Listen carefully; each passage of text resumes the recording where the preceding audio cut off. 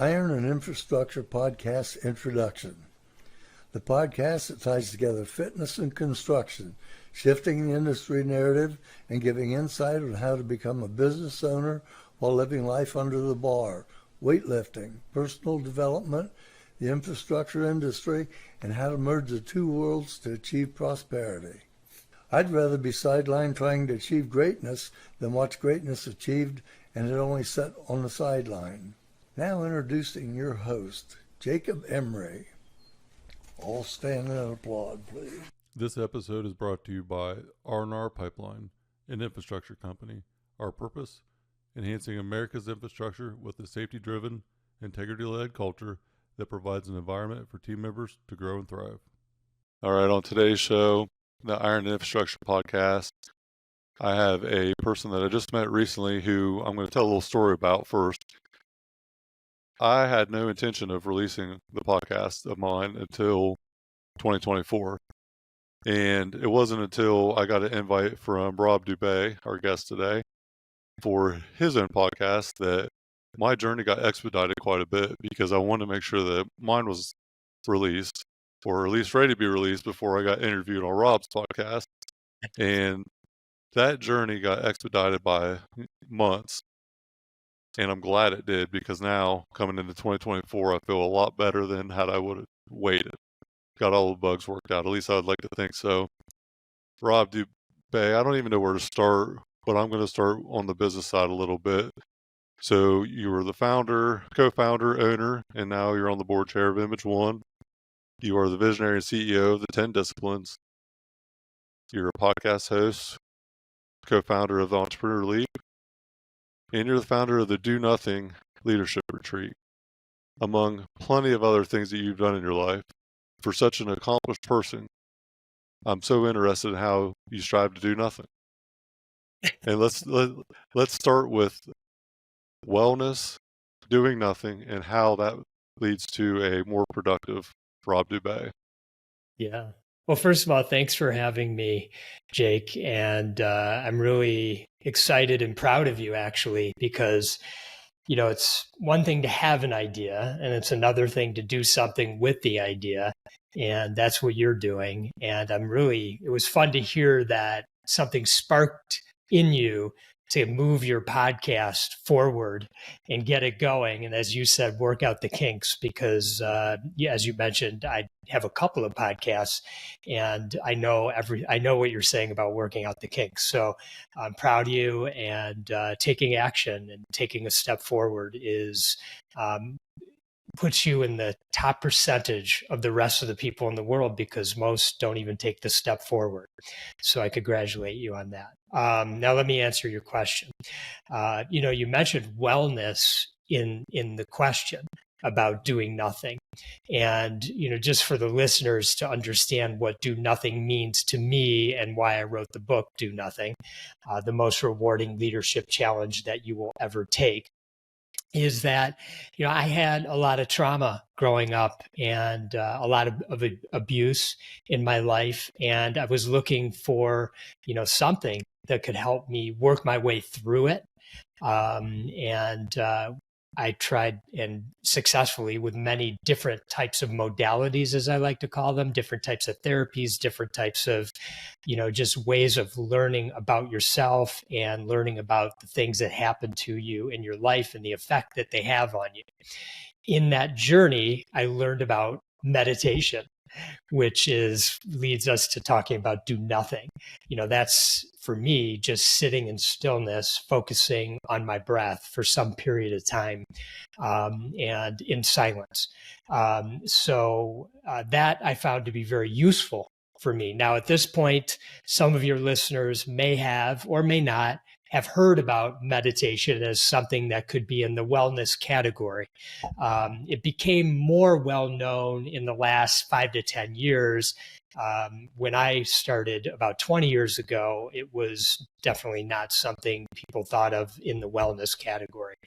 But nonetheless, we have busy lives. We have a lot going on, and there's a lot for us to mentally and also bodily process. But we do not take the time to just slow down And as we like to say, just be still. And there's a great benefit to doing so. In many ways, it's not the kind of result like I know you have a very disciplined exercise routine. You're very much in shape, and you can see the results of that in your body. But with meditation, doing nothing or being still, it's not as easy to see. you know, there isn't something to actually view. It becomes over time more of a state of mind that allows for you to witness what is going on in this mind of ours. Some call it like a monkey mind, a very busy mind. There's just, for all of us, if you're human, you have a lot up there and it's spinning around. And it's your ability to kind of slow down and just notice, like, wow, there's a lot going on up there, and just letting it settle.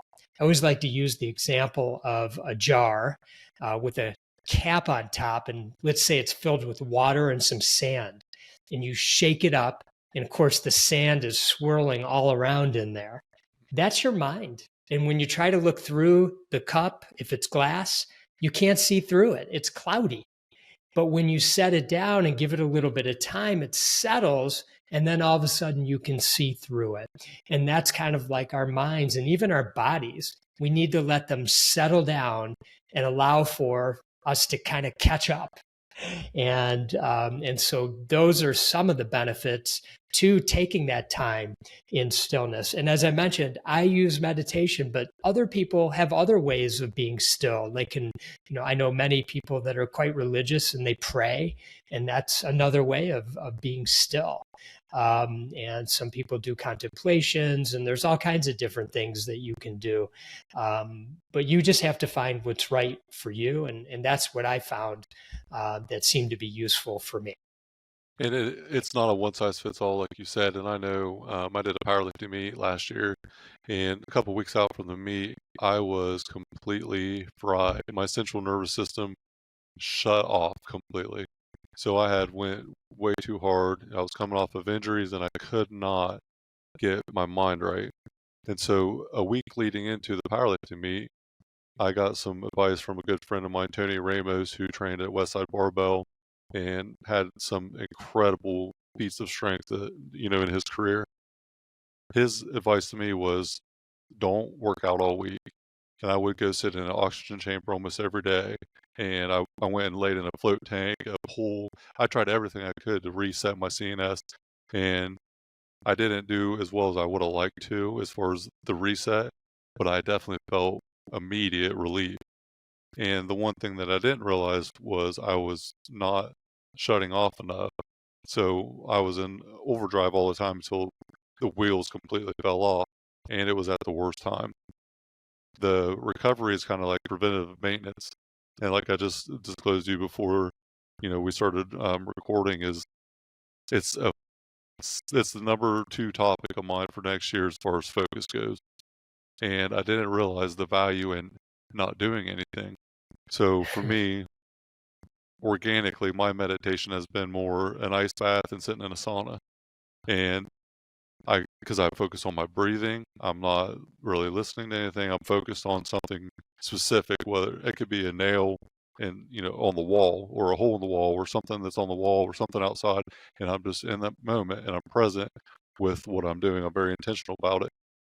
I Yeah. didn't realize, though, that I was somewhat doing nothing. Now I understand a lot more because of Rob, and it is something that I'm going to be very, very conscious of going into next year. And the other thing that I did, I have a real bad tendency to create a sense of urgency before it's needed. So before I understand all the facts of a situation, I'm very quick to speak out, to send emails, to do whatever, and it creates an unnecessary sense of urgency without communicating the why behind of it. And now I sit back and I process everything. I get all the facts of the situation before I move forward. And then, I guess in a roundabout way, that's almost a meditation of some sort, because I'm not speaking or doing anything, and I'm just sitting there and collecting all the facts and analyzing it from a third party view. And when I Yeah. look at it from sitting over there and not using, any emotion of mine, not going based on what I think it is, but what the reality is, and I start from there. It has been powerful for me to be able to do that and then move forward where I'm not emotional about anything. It's not an emotional reaction to a situation because of our environment. Our environment from a young age, Rob, is something that we are not in control of. And adversity that we face, at a young age is not something that we can control. Our environment's kind of dictated for us. And then that environment and adversity really makes or breaks who we become at an older age. We either overcome it and then do something good with our life, or, play a victim to it or let it control us and then, end up falling in the same trap and continue the same thing that happened to us. And I've seen it go both ways multiple times. One thing with the meditation, you said it's not something that you can feel or see very easily. Would it be fair to say that others around you witness it before you witness it yourself? Is that common?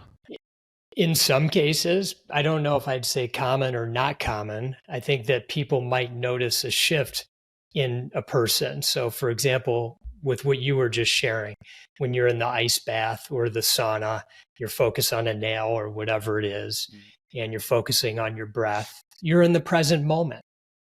And that's all you have. You don't have the past.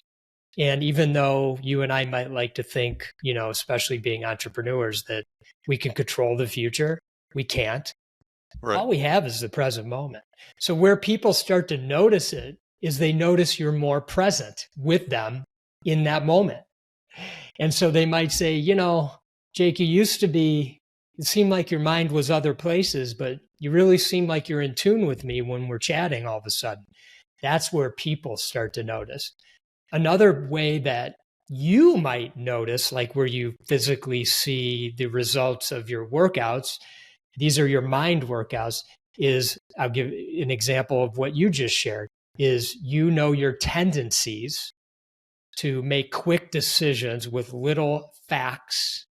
So now with that awareness in the present moment, you slow down. You bring awareness to your tendency and you change it. And that's making a mindful decision. And I actually teach mindful decision making. So I want to build on what you shared. So you collect the facts, which are important because we have these amazing things called minds, and they give us the ability to analyze situations with certain information. But there's more to us. The mind is just one piece of it. We also have our hearts and we have our guts or our intuition. Mm-hmm. So when you can bring those three together, you'll make better decisions in your life, and you'll be able to bring them together better by learning to slow yourself down and finding times of stillness, like you mentioned. So in mindful decisions, in mindful decision making, we take in the data, because that's the first thing our mind is wired to do, most of us. But then we go into our bodies. That's where, and might be hard for some people, but stick with me. This is where we have the most power. It's actually in our bodies, not in our minds. Our minds kind of mess us up, actually. But when we learn to tune into our bodies, this is where it gets really powerful. And I want to use an example that a lot of people can relate to. Absolutely. I like to use the example of animals. So I'm a runner. You and I were talking about that before. And I go running usually pretty early in the morning. And I see wildlife a lot. And what I notice about the wildlife is they know I'm coming. And if any of you have ever witnessed wildlife as you kind of come up on them, maybe you're hunters, or maybe, you live in a rural area with more wildlife in the city or whatever, but they seem to notice things. And they have a way, and it's not their analytical mind. See, they pause. And I'm thinking about deer right now. Mm-hmm. They pause. Absolutely. And, they might be a quarter mile away from me, but I can see their eyeballs in the dark because I wear a light. And they're just staring. And as I get closer and closer, something inside their body says, move to a different spot. Maybe it's not even like you're in big danger, but this isn't where we should be right now. And so they slowly move away. And we actually have that inside of us, but we don't pay attention to it because we're so in our heads. So it's important to get out of our heads. Let's go into our intuition. This is where we have life experiences and our intuition or our gut's kind of telling us. I mean, we've all heard that. What's your gut telling you? Should I buy Gut the house? feeling, Should I not yeah. buy the house? I don't Right. know. What's your gut telling you? Right? So your gut tells you something, and it's the culmination of a lifetime of experiences. So there's an aspect to paying attention to your gut. So now you have your facts from your mind, and you have your gut, which is that lifetime of experiences, and then you move into your heart. And that's the hardest thing for us to do, because you really have to open up and you really have to let the world in on this. And that's kind of the final piece to it, is what's your heart telling you? And that, to me, is the greatest signal of what's right.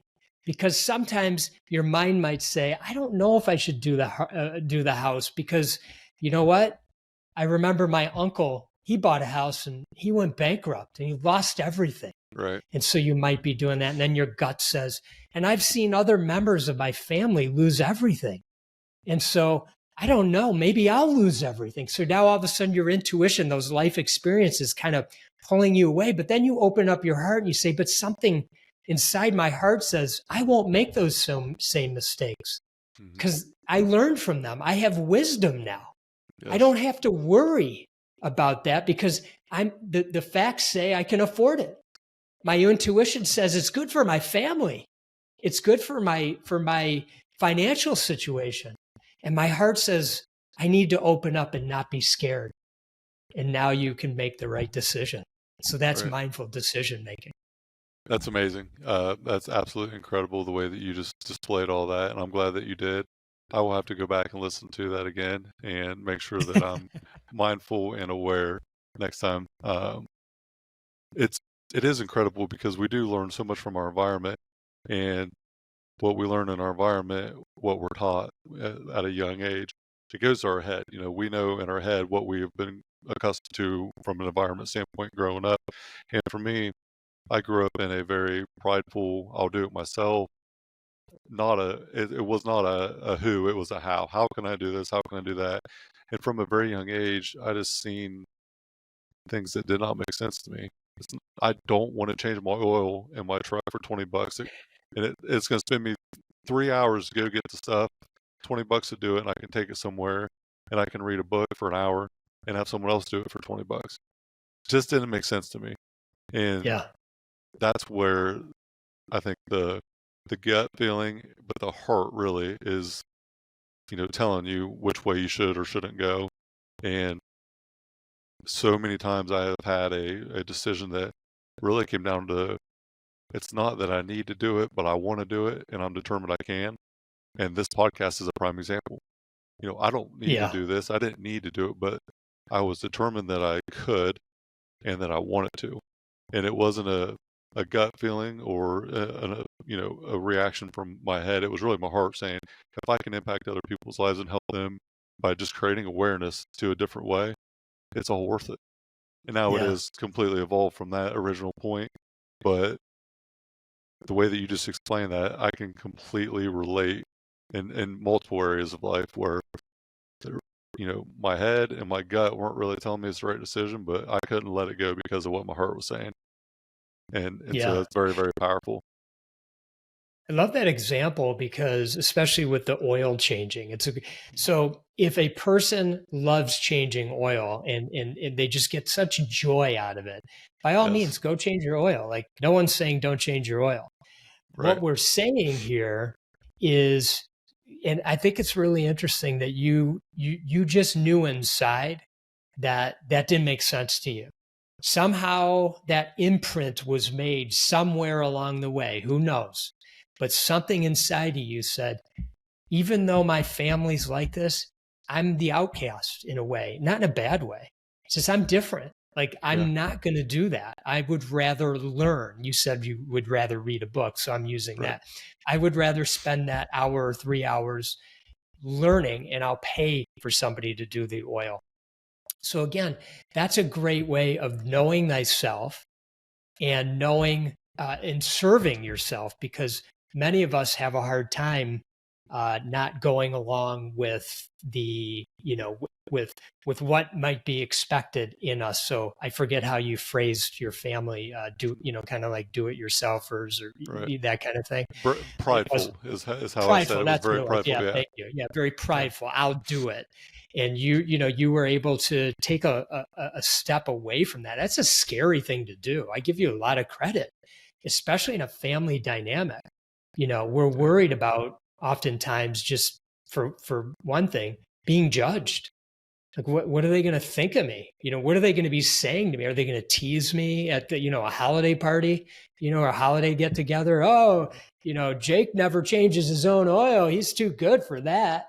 That kind of thing. You Yeah. have to be able to step away and say, that's okay. They can say those things. And I'm okay with that. It's not going to affect me. It is amazing how many people make decisions based on perception from others. And Yes. I think my adversity in life has calloused me to not give a shit at all about other people's opinion. But the ones that I call out on for, to ask their advice, and obviously I respect their opinion, but majority of people, I just don't give a damn what they have to say. And if people have a problem with what I'm doing or want to confront me about it, then call me or text me on my cell phone number. And if you can't do that, then don't bother wasting my time. It's your problem, not mine. If you have something, against me, I don't care. I'm going to do what I want to do and how I do it, because I know my intention is good. And at the end of the day, I want to help other people. And if other people don't like it or have a problem with it, that's on them. It's not on me. Yes. I didn't understand how freeing that was until I seen other people not be able to do that. Public perception was such a big thing for people. In our organization, I've had a handful of people, well, if I commit to doing this and I don't fail, and I fail, what is everyone going to think? I'm like, well, if you don't commit to trying, you already failed. That's worse than actually trying and failing to me. Trying and failing is just a learning lesson. It's just an opportunity to try again, to do something different. Yeah.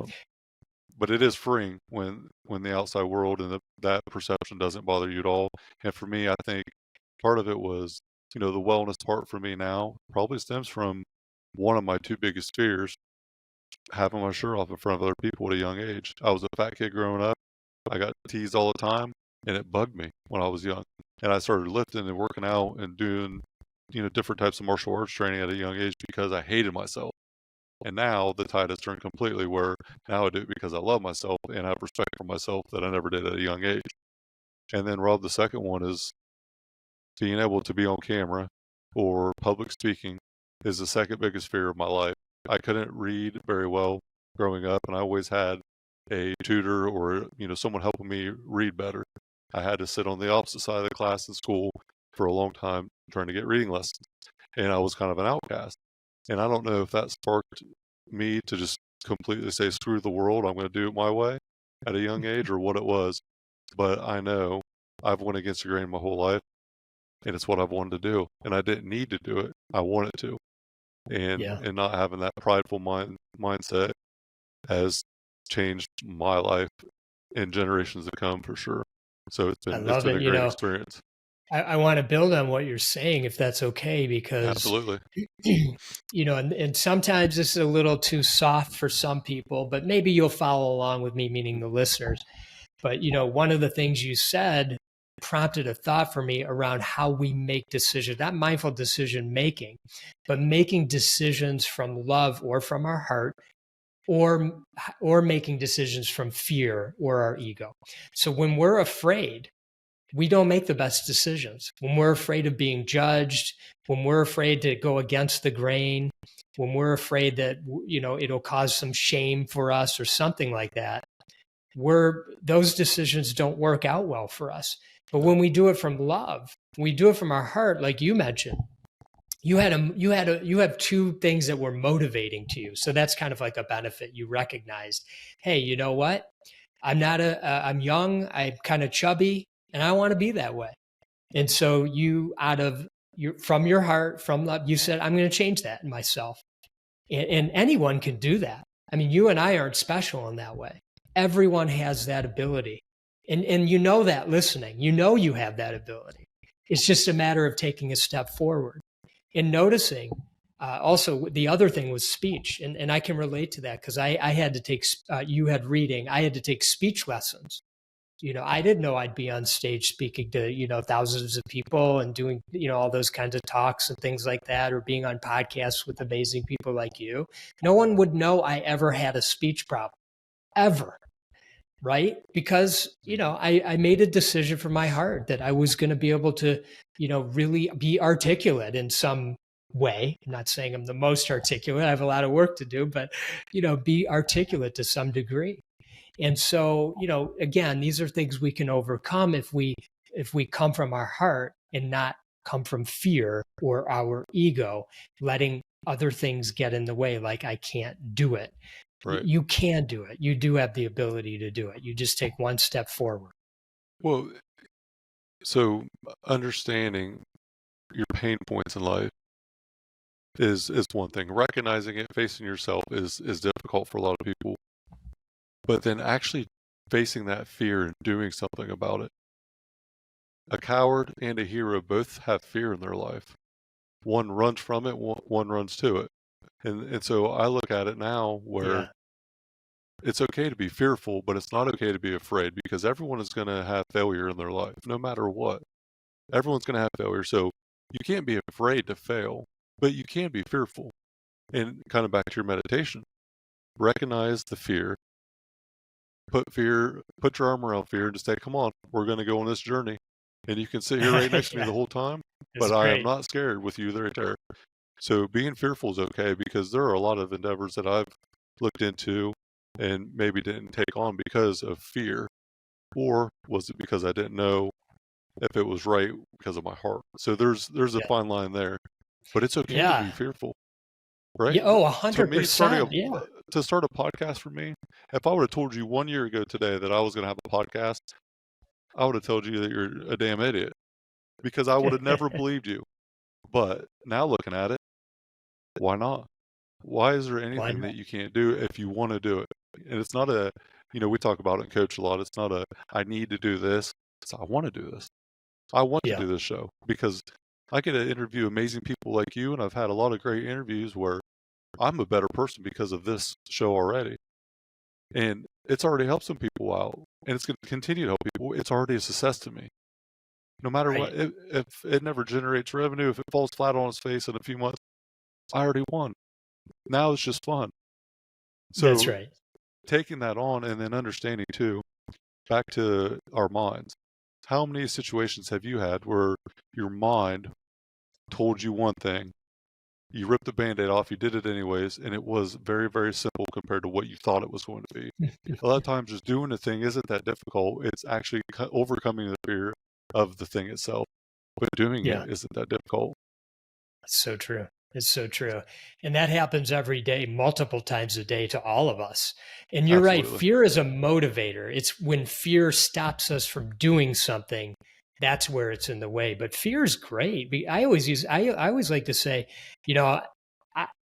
if that's making me feel fear, I got to do that. Actually, I need to do that. There's something inside of me that's holding me back. If I don't, that's the message. The fear is it's holding me back, which means I need to listen to that and move forward and do it. Actually. Yeah. I wanted to build a little bit on wellness for a second here, because we were talking before. Absolutely. Please. You shared some amazing stories of, the fabric of our communities.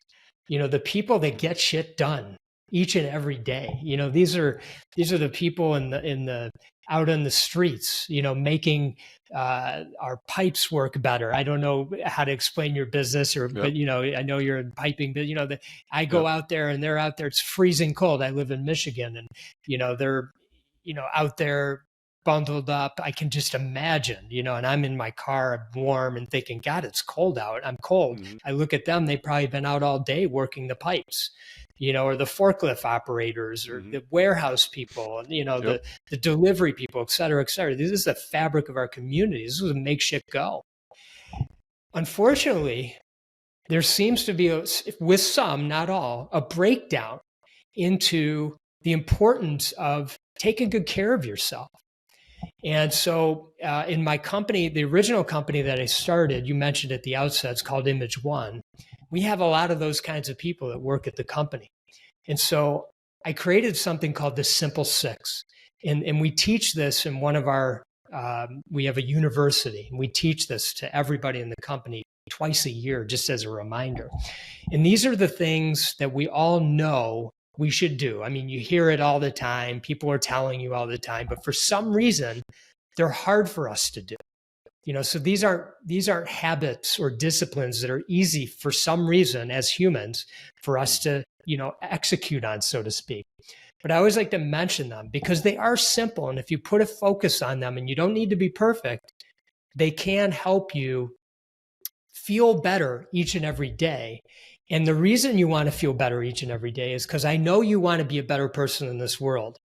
You want to be better, not just for yourself, but you want to be better for your families, if you have families, or your friends, or the people around you, like in your community, your coworkers, the people at the restaurant you like to go to, the bar where you might grab a beer.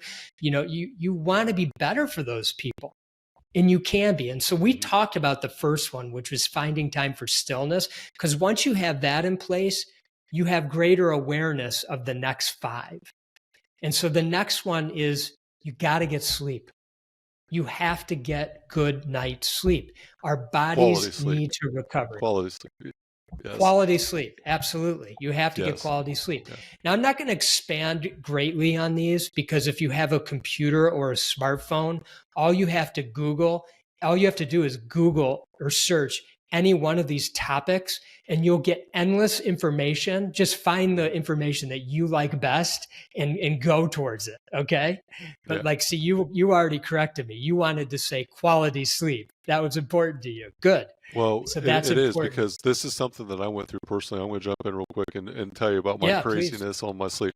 It took me years to figure out how to shut my brain off. And a friend of ours around here, Brian Peters, is the one that taught me how to do the sauna and the ice. And he now does it as a career.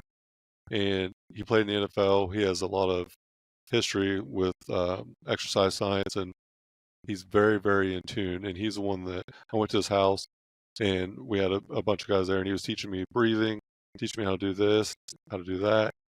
And then he said, why don't you try taping your mouth shut at night? And at that point, I used to have I have a deviated septum from my nose being broke too many times on the right side. So I can only breathe out on my left side. And I thought, this guy's insane. I'm going to suffocate in my sleep. And now, Rob, a couple years later, it has transformed my life completely.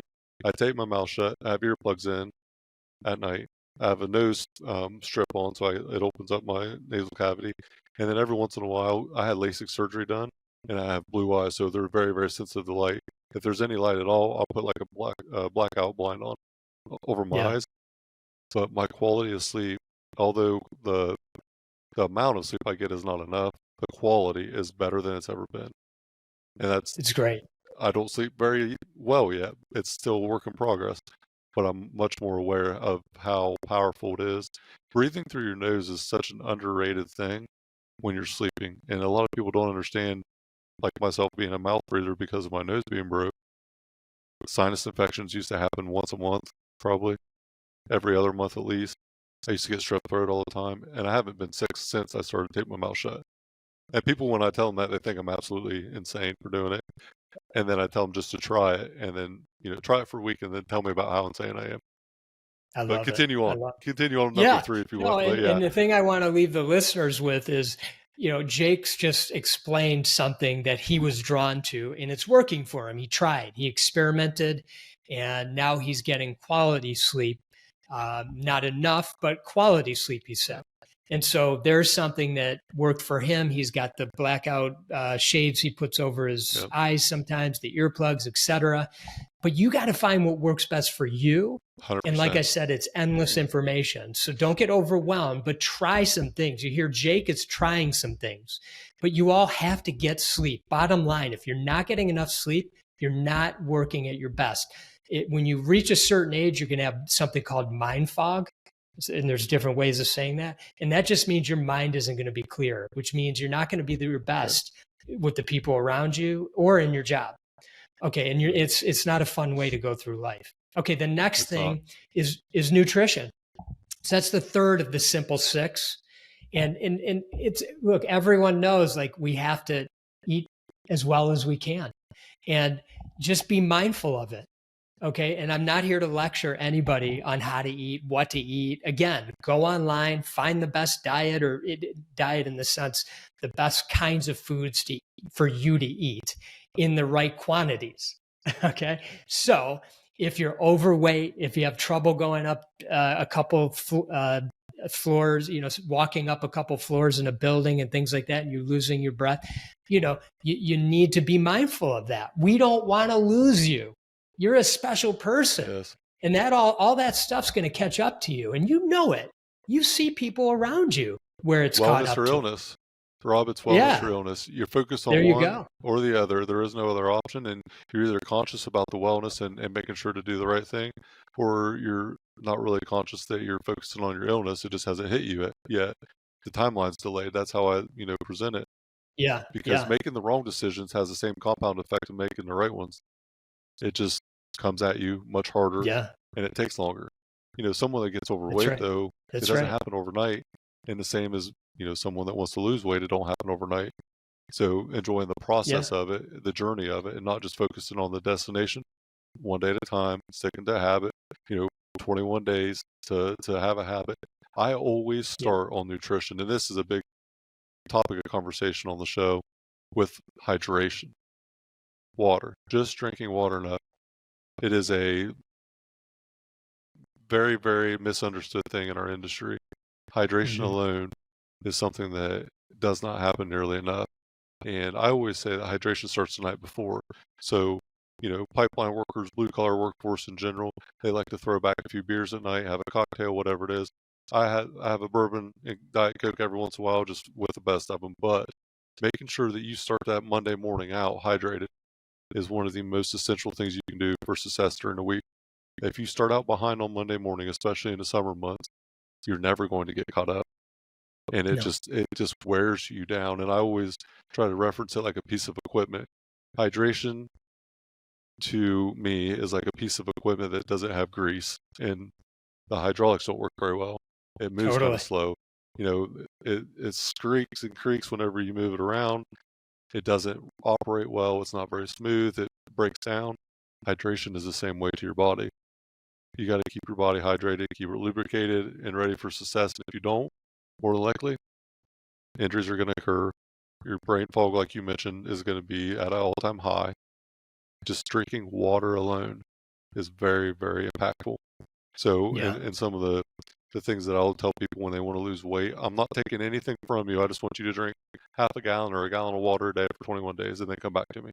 Don't change anything else. And then after that, it might be, don't drink your calories and pack a lunch. I'm not going to tell you what to eat. Pack a lunch. It's creating the habit. There you go.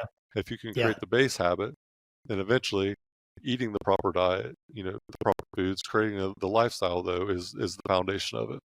Yeah. That's so good. And, I always like to say, look, we were given this body. Now, whatever you believe in, whatever your, bigger, higher sources are, and maybe you don't even have any, but you do have this body. And, it's our responsibility to take care of it to the best of our ability. And so it will require, in some cases, doing some things you're not used to. And I like the way Jake mentions, 21 days is always a great way to do a habit.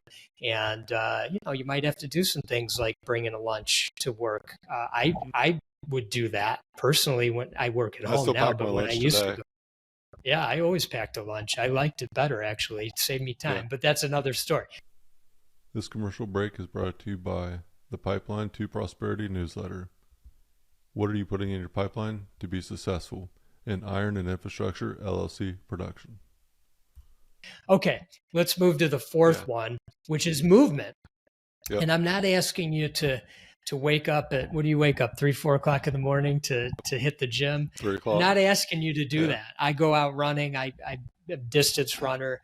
I'm not asking you to do that either. I'm just asking you to be really mindful about moving on a regular basis. Now, if you have an active job where you're out there, physically doing stuff each and every day, then you're already moving. Like you don't need Right. probably more than that. It is important though to be mindful of your body. And so make sure, like Right. Jake mentioned before, make sure you get proper recovery if you can, and do, through Mobility, eating stretching. right. Yeah. Yeah, stretching, all those Yeah. kinds of things. Eating right and getting enough sleep gives your body the ability to recover, so you won't feel so worn down when you're doing your actual job. And I know people at my company, that they have, they're doing a lot of movement. They're on the go constantly, and it can really beat them up. So this is a really important aspect. If you have like a office job or something, you're sitting around a lot, then you got to make a intentional effort to get up, A go do standing walks. I desk, love that you mentioned. yeah. Go The ahead. standing desk is something that I would recommend. And Standing also on this, desks. Rob, 10-minute walks after you eat, Yeah. to help not only digestion, but, if you eat, you got the big meal in your stomach and you just sit on it. It just becomes Yeah. like this anchor in your gut, and then you become lethargic. Especially if it's a high carbohydrate, sugar-based meal, but we'll leave the insulin sensitivity, till later. Yeah. But just getting up and moving and letting your stomach and your body digest that food Yeah. like in a more natural setting, so much better than just sitting there. And I'm horrible sometimes at eating as I'm doing whatever and then just sitting on it. But I noticed a difference, and now that I'm aware of it, it's a conscious effort for me to move after I eat. It helps your Yeah. digestion Yeah. a ton.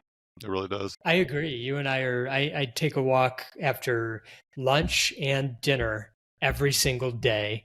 I just go, it's a mile. I know exactly, kind of the routine I have, but just getting out there, it's cold in Michigan in the winter. I get all dressed up. I got all my gear and all this kind of stuff, whatever works for whomever. But yeah, that's great advice.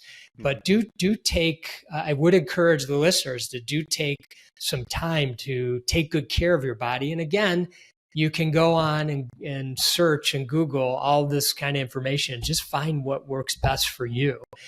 Because ultimately, once your body feels better, you're going to be in a better state of mind and ultimately be a happier person. Now, there's Right. two And more start that small. Start it does small. start small. That's You're right. something that I'm really big on. So start, instead of saying that I'm going to do 1,000 push-ups a day, just do one push-up for 21 days, one That's right. squat Yeah. for 21 days, and that's it. Commit to one. Now, however many you do doesn't matter, but you have to commit to the one, and then after 21 days, reassess, and then scale it from there. So many people want to go all in. I'm pushing all my chips in. I'm going to go on this crash diet, work out 5 days a week. When I haven't worked out for 5 minutes in the past year, it's not going to work. Start small. And we'll get into that more later, because I got a topic to bring up with you on that. But go ahead to number 5. Yeah. Next one is connect. Look, there's other human beings around you. And some of us, especially, with the pandemic and everything, fortunately, that's kind of behind us. But, we got kind of, we got out of our connecting with other humans routine. But it's important. It's important to hear, to spend quality time with your family, your friends, the people that you care about most. It's also important to hear, different people's points of view, so you understand that, whatever it is, this point of view that you have in the world, there are other ones, and those point of views are just as valid as yours. So just having an open mind and being, open to the world, it actually creates a great energy within you to have that openness. When we're always shutting everything down, we're kind of in our own bubble, and there's like 8 billion people on this earth. So who's to say like, I know anything? I don't know shit. Right. I don't So either. I'm just curious. Yeah. That's right. So connect with other humans. And when you're at the grocery store, you probably are already doing this, many of you, but God damn it, look at that person that's doing the, ringing you up, and just say something awfully nice to them. You will make their day. So go 100%. out there and just connect in all kinds of ways. And then the last one's gratitude. Because look, we're on this earth, you're living, you have many gifts. Maybe you wish you had more. That's not what this is about. This is about what you do have.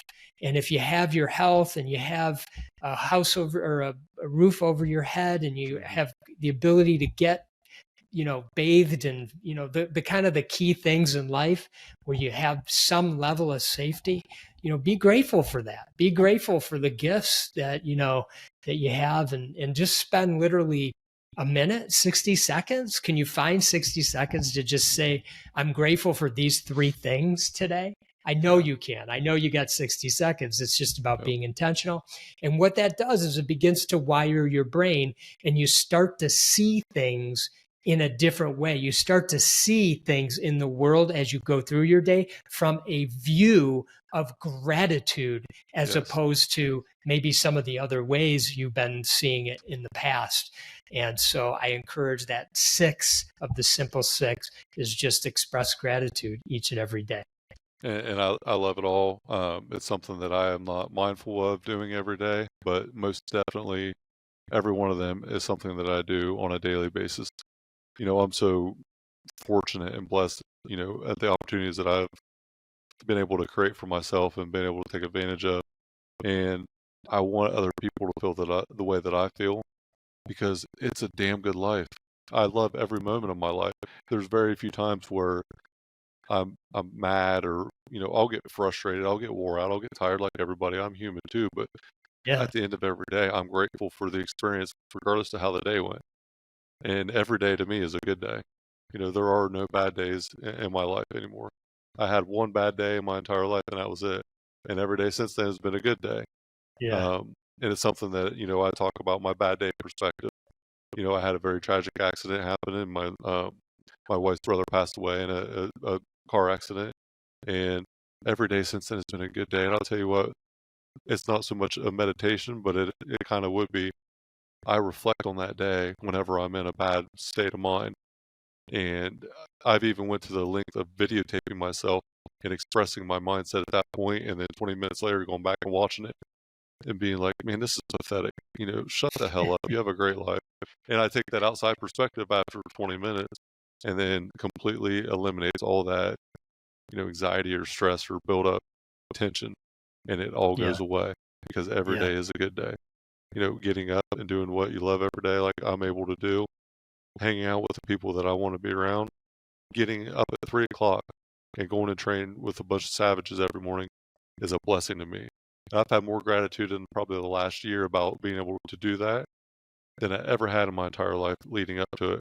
Because now I understand that the moment's not going to last forever. It does have an expiration date. Whenever that is, it's to be determined. But everything does end. Everybody's everybody's life is a book, and every chapter ends the same way. We're all going to die, and that's inevitable. There is no other way about it. Understand When you understand that, that's when you really start to live. So many people really die at 25, but aren't buried That's till they're right. 75. And just because you're living doesn't mean that you're alive and enjoying life. And figuring that out in the past few years has been one of the most gratifying things for me that I could have ever imagined. And then one other I thing I love got that. to say real quick: what we accomplish in life is not the ultimate goal. That is not success. Who we become to achieve that is what the success looks like. I thought buying R&R Pipeline was going to be this holy grail moment for me. 12 years of sacrifice for one goal. And I went after it, and I put all the chips in, and it sucked. There was 407 days of hell, from the time we tried to buy the company till the time we closed on it. And so many times I went home, scratching my head, confident that we would make it happen, had no idea how it was possible. And most of the time it wasn't really possible, and we figured it out. I thought for sure that accomplishment was going to be the ultimate holy grail for me. And 2 days after we accomplished that goal, I had never felt so empty in my entire life, because I didn't enjoy the journey as much as I should have. It was just about the destination. And once I got to that destination, I looked around and I thought, shit, I just bought this company. This is great. And then, oh shit, we just bought this company. Now I'm not liable for 4 people, my family. I'm liable for 60 families. And if I screw up, if I do something that is catastrophic to this company, it affects everybody, not just me and Yeah. my family. Mhm. Yeah. And what I didn't realize was the person that I had became to accomplish that goal was what the real success was. The destination wasn't what it was about. It was about enjoying the journey, enjoying the process to get there. And now conscious or not conscious of it at that point, the last year or so, I've been much more aware of the present moment and how impactful it is because of reflection, looking back and thinking, man, these moments of failure, these moments of, what were problems at the time were really opportunities to learn and to get better. And now, I look at it from a solution. I'm in the solutions industry. Don't bring me a problem if you don't have at least a potential solution. But minimizing the problem itself and focusing on the opportunity or the solution, positive mindset is what I really want to get to. Mindset is everything in life. If you can have a bad day for no reason, you can have a good day for no reason. You might as well have a good day because I promise it's going to be a lot better when you put your head on that pillow at night. So mindset to me, something I touch on a lot. Positivity is massive. What you put your attention into, it grows. So if you're constantly a grouchy old bastard like a lot of the guys in our industry, and you continue to dwell on what happened or, oh, life happened to me. No, life happened for you. And it's how you react to it is what, becomes of it. Negative all the time, you're going to have a negative, shitty life. If you're positive, you're going to have a great life, regardless of situation.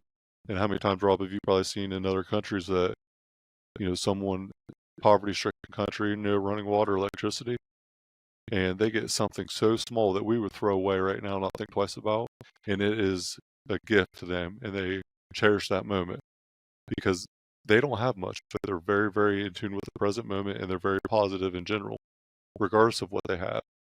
And we don't see that in our society much today. Everyone wants instant gratification, wants the next thing, and it's sad to see how difficult that is for people to appreciate what they have or be present in the moment. Yeah. Yeah. And I think it's important too, just to kind of circle into what you're saying, is that, even with I can have a negative or a positive outlook and things like that. That doesn't mean everything's always going well and that you're always like floating around, with joy and happiness. Shit happens in life. It's our ability to handle and how we react to the shit that happens to us in our life, because all of us have a human experience. And part of that human experience is we have stuff we don't like that happens, and we have stuff that we do like that happens. And when the stuff that we do like happens, we want more of that. So we run after it. And when things happen that we don't like, we push it away and we're upset about it.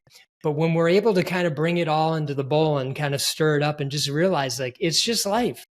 It's just life. It's just me and my ability and how I react to it is what makes the difference. So I wanted to kind of wrap that up in what you said, because it doesn't mean Jake and I are floating around in the best mood every single day, every single moment. I mean, we have hard times too. It's the reaction to the adversity that determines the outcome. And that's right. I reference blind optimism. I'm not blindly optimistic. This isn't about rainbows and unicorns. That's not what this is about. It's about facing adversity with a mindset of positivity to overcome that adversity and learn from it and create an opportunity for yourself to make sure that it never happens again. Every adversity in our life has things that lead up to it and that happen. And when that adversity hits, if we can reflect on what led to it, then we can prevent it from happening again, and we can learn from it and create one less area of, problem in our life, and then just have that opportunity be a learning moment. I look at it like win or learn, but never lose. So if you say, man, I lost or I keep losing or whatever, no, you keep learning. Your mindset's wrong with it. You think you lost, but you really learn. What did you learn so the next time you win? Gap in the gain would be another prime example from Strategic Coach. People that always stay in the gap are very, very easy to point out. And it's, to me, being a very positive, person, whenever someone's in the gap at all times, it's hard for me to even recognize it. Like recognize sitting at the table with them, or I avoid it because I don't want that kind of person around me. It's not someone that I thrive being around. It drains energy out of me for no reason, right? Yeah, it's a great point. So let's talk about personal development in general. And I know you had referenced Think and Grow Rich, which was one of the original 3 books of mine that I go back to probably once a year. How did personal development start for you? That's where my real interest is at. For me, it was adversity, pain points, and then a recommendation from Corey Gregory, and he kind of started it for me. But what was the starting point for you in personal development, and how has it transformed your life? Yeah, I think in my 20s, I came out of college and I started my company, bootstrapped it, and really had no mentorship or anything like that. So I was just always trying to learn, like, what does it take to be successful? That was my first thing. I wasn't even worried about being happy or, any of the Right. stuff a lot of the stuff that were healthy, those Yeah. kinds of things. That wasn't even on my radar screen. I just wanted to figure out how can I be a successful business person? And that's what kind of started the learning, me learning different types of things. But that all led me through curiosity and talking to different people and so on. And, you talk to one person, they say, "Hey, have you heard of this thing, heard this book or this resource?" And then you go investigate it. And next thing you know, you're all in on it. And then it's just it's what seems to ping you, what seems to resonate with you. A book like Think and Grow Rich, obviously that resonates with a bazillion people, because it's been around for Mhm. decades and it's still, one of the top books. So Yeah. that is tried and true. There are other things that kind of come and go. It's like the flavor of the year. It's the new thing that everybody's kind of on top of, and, those kinds of things. And so, I just love it. I love learning about new things and noticing what resonates and what doesn't resonate for me, and what can I incorporate in my life that won't wear me down. That isn't like, oh my God, like I can't, like you were saying before, can I just start with 1 push-up? Do I have to start with 1,000? And just incrementally build things into my life. And then, I look back now over, 30 something plus years.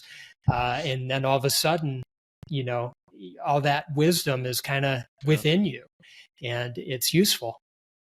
It's useful when it's amazing. I have never met an entrepreneur or anyone that is successful that is not an avid reader and not constantly involving personal development in every facet of their life to some degree.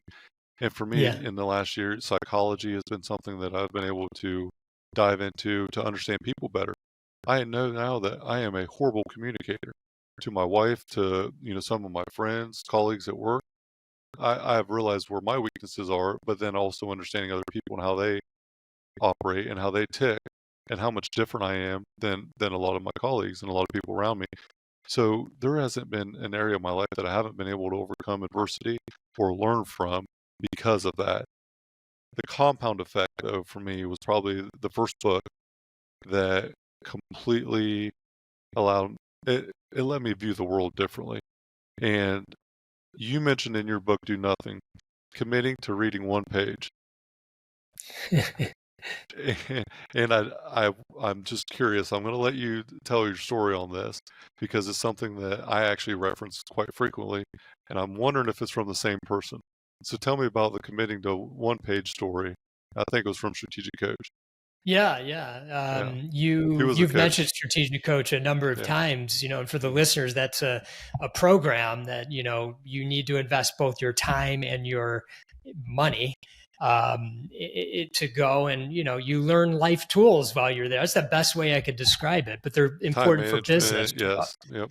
But ultimately they serve you in the totality of your life. And Mhm. there was in my first, this was over 20 years ago. It was my first day of the first workshop or whatever. I can't remember what it's all called now.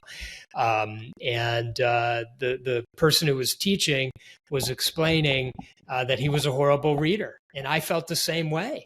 I hated reading. I felt like I was like the worst reader on the face of the earth.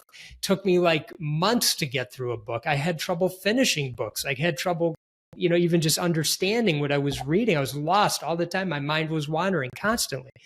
And now this guy's talking about what an avid reader he is. And he reads this many books a month and so on and so Mhm. forth. And he says, but I used to be a bad reader. And so I just committed to reading 1 page a day. And that just hit me like a ton of bricks. And I was like, oh my God, I could do that. I could read 1 page a day and I probably understand it a little bit better. And I wouldn't feel the pressure. They have to Right. finish all these books and, be articulate about what I read. And so that's what I did. I started with 1 page. And of course, you start with one, and the next thing you know, you read 3 or 4. And then the next thing you know, you read 10. And it just kind of builds that muscle. So, if you want to learn, you got to find a way, got to consume it somehow. Reading's a great way because it works your mind differently than video or audio. Not to say those aren't worthwhile, because they are. But reading is a really great way to work the muscles in your mind and your brain, and don't feel like you need to, go through, consume, all kinds of. Just grab one, and it doesn't even have to necessarily be a book that's about getting better. Find a book that's entertaining if that's the way you're going to work your muscle. Maybe you'll do a book about being a better person another time. And like you mentioned, just start with 1 page and just close the book. No pressure. 1 page. If it's a 300-page book, you'll be done by the end of the year with 1 page. Exactly. Yeah. Who was the coach that suggested? Oh my God! It's on the tip of my tongue. I wish I could remember. I feel so. Was it Lee Brower? Go ahead. Yeah, it was Lee. Thank you. I knew it was an L. I kept wanting to say Lee. I knew it was Lee. As soon as I heard that, is he still there? Lee. So he was my coach at the beginning of this year. No way. That's crazy.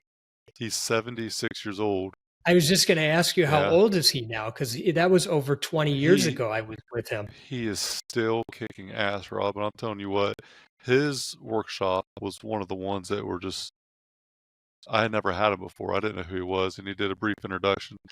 And throughout the day, I was pretty convinced that I could run through a brick wall. And I might even have tried when I got back to the hotel. I don't know. Because he had me so energized and so passionate about what I was working on at that time. And he told the story about the 1 page, and it was from John Wooden. He was friends with John Wooden, and that's where it all stemmed from. Okay. So John Wooden had referenced reading the Bible for a certain amount of time during the day.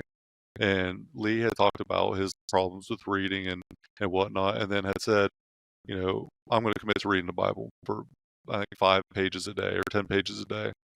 So he would go good for a week, and then he would miss a day and then double down the next day, and eventually wouldn't do it. And he was kind of in between, where he had stopped doing it, and then ran into John Wooden at an interview.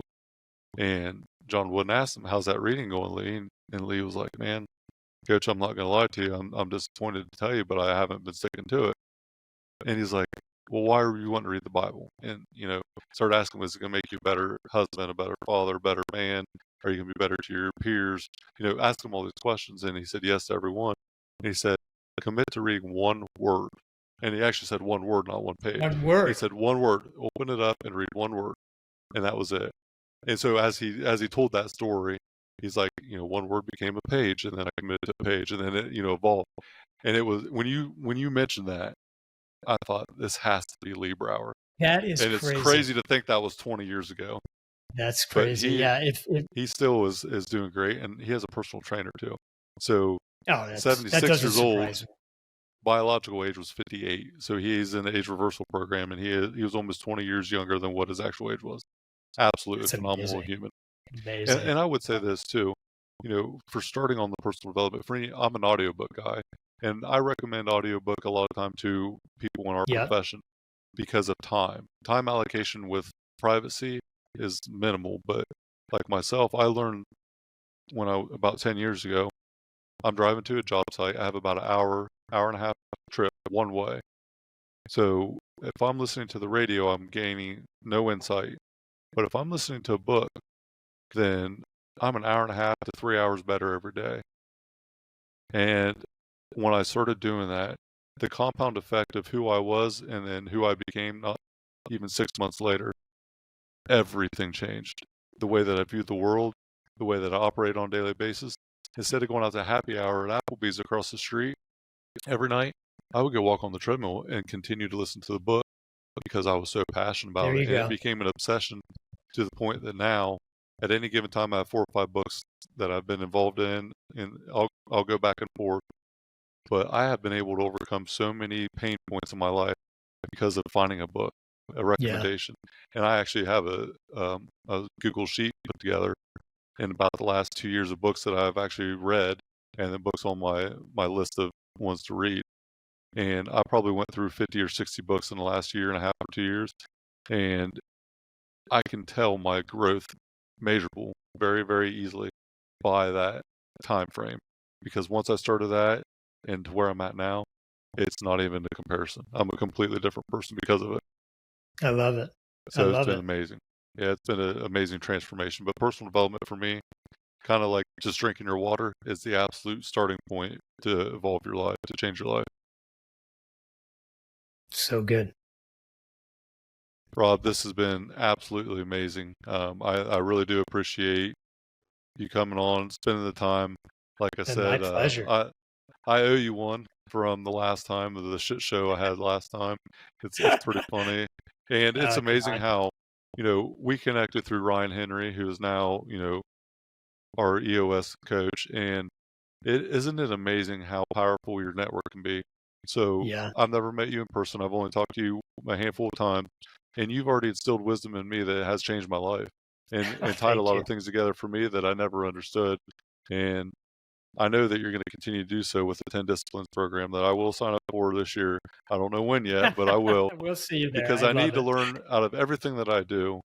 I reference my life like a top fuel dragster.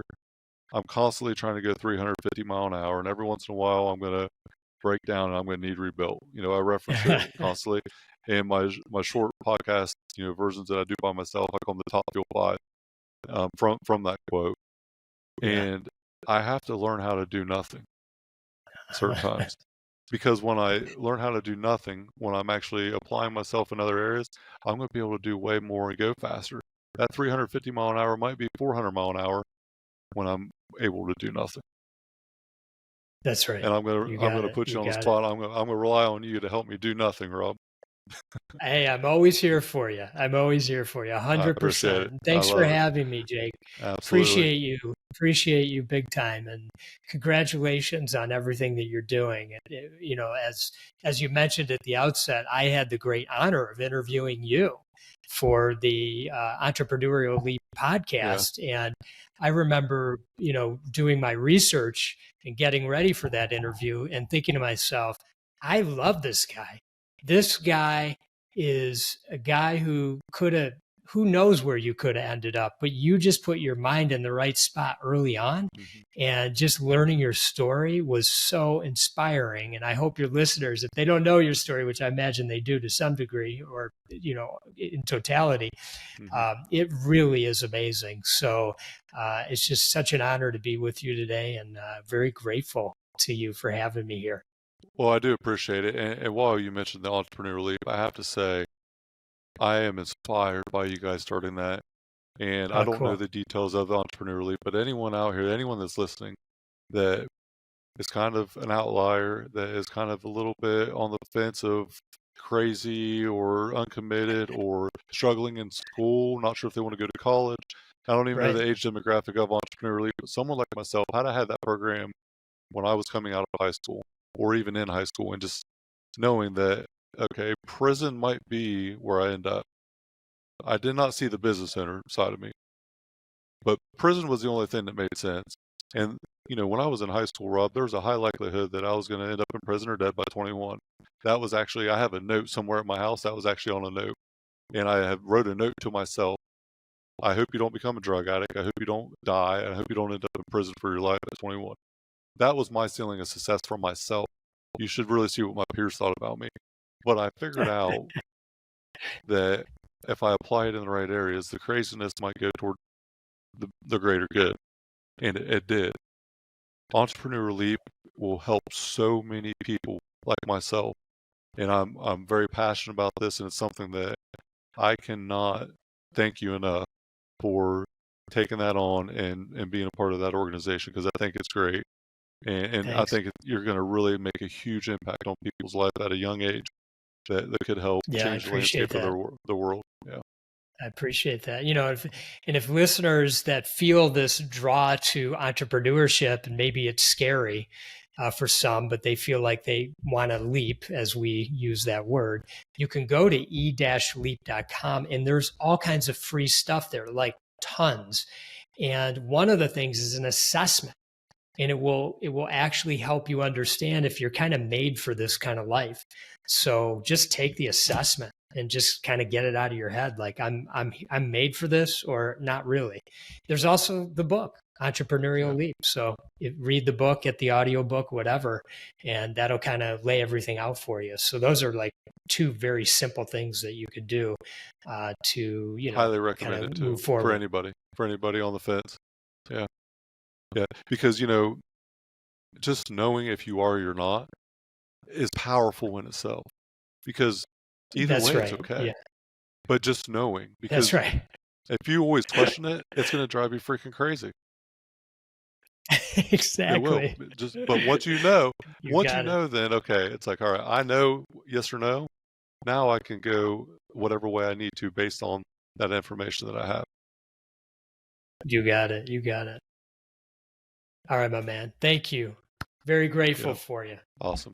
Rob, thanks again. I appreciate everything. It was an absolute pleasure to have you on. Iron and Infrastructure Podcast with guest Rob Dube. Rob, thanks again. We'll see you, brother. Thank you. See you later. This episode is brought to you by Max Effort Muscle. For all your supplement needs, go to maxeffortmuscle.com.